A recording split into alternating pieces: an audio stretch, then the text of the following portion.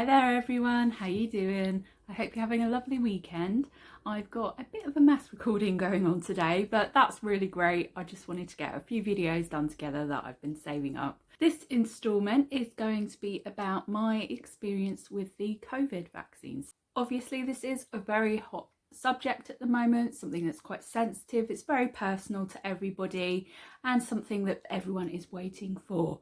I also think it's really important that anyone that's had the vaccine shares their experience, shares the side effects, just says a little bit about how they found it, so people understand what it's like, to kind of stop that fear of the unknown for those of us that haven't had it yet, and also to give people a bit of an idea of what to expect when they do have the vaccine. For the record, I do want to state that I'm not a medical professional. This is purely based on my experience as an everyday person. Although I'll be speaking about the side effects that I've experienced, I'm not saying by any stretch that these are the only side effects that you can get. There are a whole list of them. I would heartily recommend that you check out the national information that is available to you. I'd also like to say that I understand and I agree everybody has the right to say yes or no to whether they want the vaccine when they're offered it.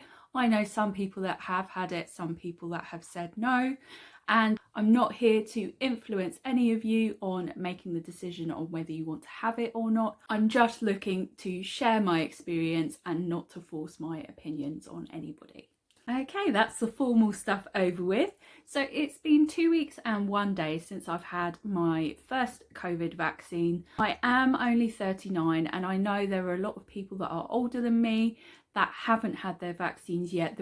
The reason I've had mine now is because I have a long-term medical condition that does put me in the vulnerable category. And in the UK, where I'm based, that means that I do then get put ahead of some others in the queue. I did have the AstraZeneca jab, and I know that that is one that there is a lot of controversy about. They're worried about side effects in certain people. I believe that the side effects I've experienced are normal ones. I don't think I've experienced anything abnormal.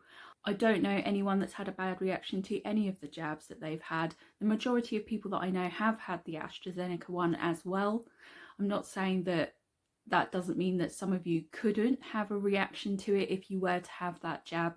That's just my experience and of those around me. The whole process of getting the vaccine itself was really straightforward. I got a text message from my doctors, invited me to book in. So I then went online, signed in, booked my appointment, and I got one for a Saturday, which I thought was brilliant because it meant that I had the rest of the weekend to recover. I'd heard that the day after you have the vaccine is the worst day, and that's certainly what I found. So if possible, I do think it's a good idea to kind of have it on the weekend if you get offered that choice. Arriving at the doctor's surgery was really great. Everyone was distanced. It was very clear where you needed to go in and out. You stood 2 meters apart. There were spots on the floor to show you that. I can't imagine it will be different anywhere else. They check you off on a list as you go through. And then when I sat down to have the vaccine, it was brilliant. I had a nurse and an admin person who was busy writing out my card, just checking my details. The nurse asked me a lot of questions. They asked me if I'd had any reactions to medication, if I had blood disorders or any blood conditions at all. So I felt like they were quite thorough. They also asked me about pregnancy, things like that. Obviously for us ladies, they do have extra precautions they need to tell you about. They do need to let you know about the risks as well if you're pregnant or breastfeeding. So I do feel like they were very thorough with that, and I didn't at any point feel like I was being put at more risk or at any unnecessary risk, which was great. You know, I was in and out within 10 minutes, and the clinic that I was referred to was really local to me. I know that my mum, when she had hers, was referred to a clinic that was quite far away, and obviously she doesn't drive, so she was able to then explain that to somebody and get relocated to one that was very local to her. So there is that option for people if they can't easily get to the place that they're referred to for their vaccine. I'm also someone that hates needles, and I really feel like they went out of their way to reassure me. They also helped distract me so that I wasn't paying too much attention to what was going on in my arm. And really, in terms of injections, it's not a big one. So yeah, it was all good.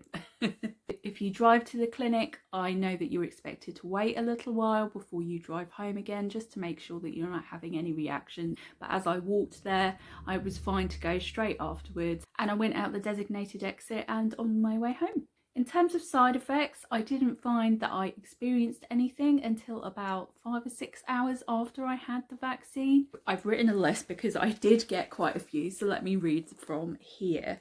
This obviously isn't an exclusive list of side effects that you could get. There are many, many more. I know people that have had sickness and diarrhea, people that have been really dizzy and lightheaded, lots of different things. So this is just what I experienced personally, and I think it's good to share this so that people know kind of what they can expect. So the side effects that I experienced were sudden chills. I really struggled to keep warm for about a day after I had my vaccine, and every single time I moved, even if it was to scratch my face or something like that, my whole body would cover with goosebumps and I would be freezing cold for a good 5-10 minutes afterwards. My chills alternated with sweats and feeling very hot. It's not a major thing, but it does feel like when you have a virus, your body's struggling to control its internal temperature because it's fighting something. I also had aching muscles. I had the vaccine in this arm, all up this arm, across my back and my shoulder were quite achy. It was a bit of a dull ache. I also had a pins and needles kind of feeling in my arm. You know, when you're a kid and you punch each other in the arm a few times and your arm goes a bit dead, it feels a bit like that. I had a headache for a couple of days afterwards.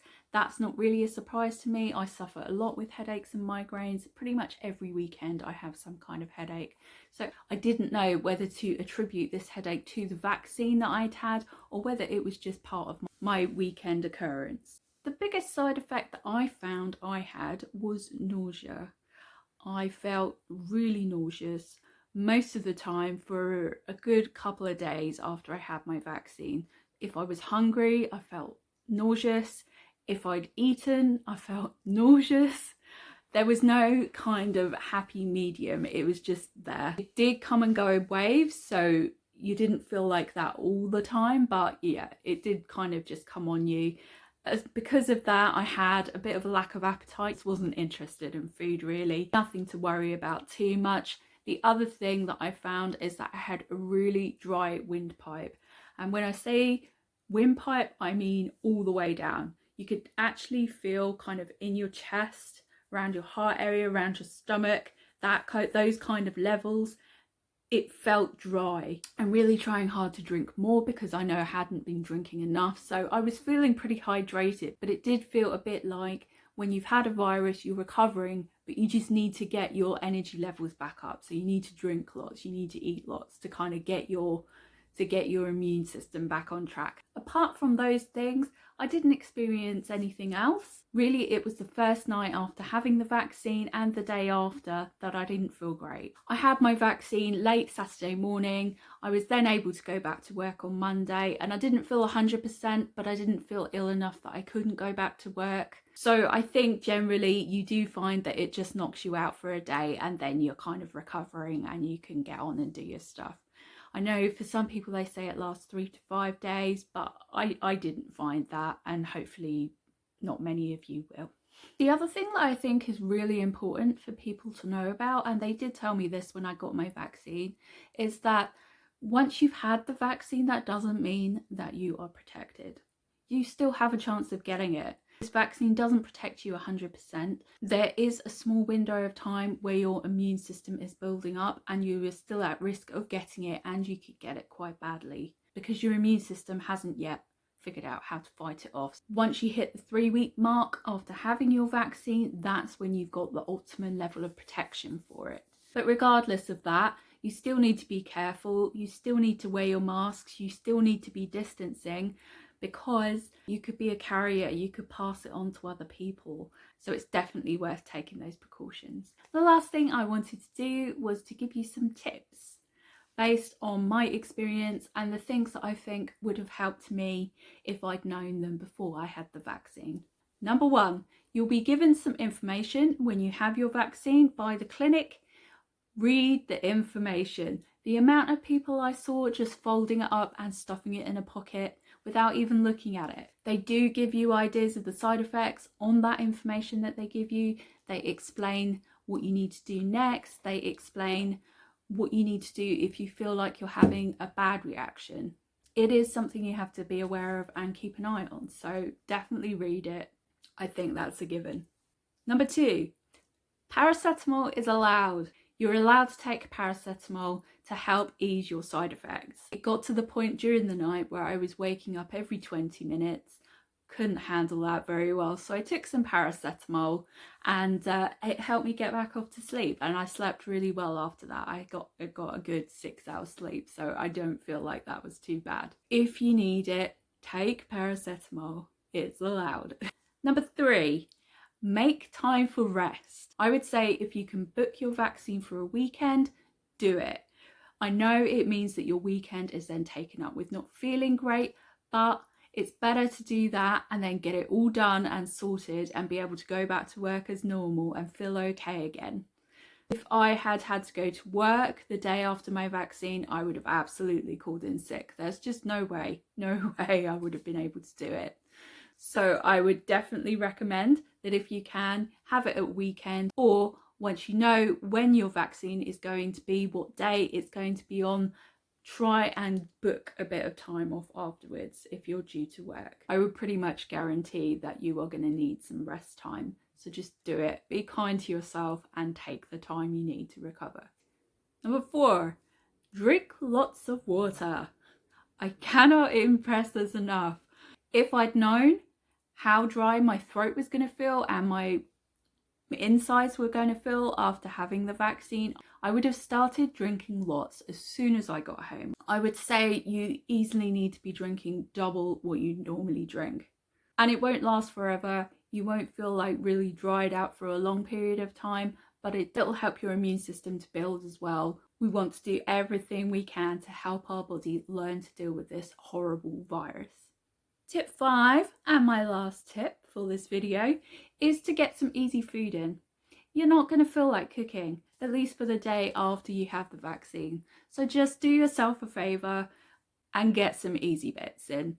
Whether you cook, you get takeout, whatever you're going to do, just have some bits that you like to eat, some kind of comfort food, food that's nutritious, food that is going to fill you up easily so you don't have to eat too much. It would just make things easier for you, and fingers crossed, after a couple of days you will be back on your feet, no trouble at all. As I say, it's been 2 weeks now since I've had my vaccine. The only thing really is if I press my arm, it feels ever so slightly bruised, but I can't actually see where the needle went in. I can't see the site of the injection at all, which is fantastic. My arm did feel a little swollen for a couple of days, which is completely normal.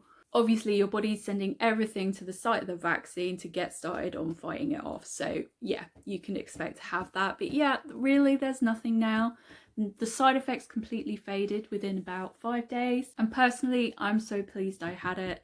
I don't regret it at all. I'm not one of those people that's big on taking medication unless you absolutely need it.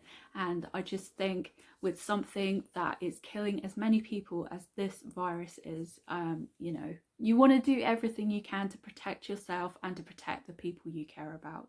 I hope you found this video useful. Again, this is just based solely on my personal experience. I'm not trying to influence or force anyone in any way.